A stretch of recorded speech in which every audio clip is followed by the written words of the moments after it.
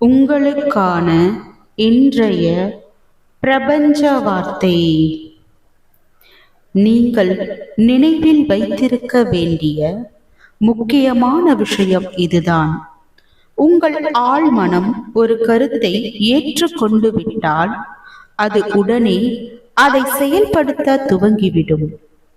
ஆழ்மனம் நல்ல கருத்துக்களுக்கும் தீய கருத்துக்களுக்கும் ஒரே விதமாகத்தான் செயல்படுகின்றது என்பது வியப்பான உண்மை.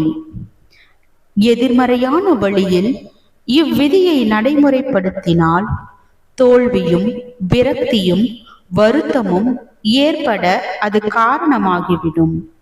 அதே சமயம் உங்களது வழக்கமான சிந்தனை இணக்கமானதாகவும் ஆக்கப்பூர்வமானதாகவும் இருக்கும் பட்சத்தில் நீங்கள் முழு ஆரோக்கியத்தையும் வெற்றியையும் செழிப்பையும் அனுபவிப்பீர்கள்.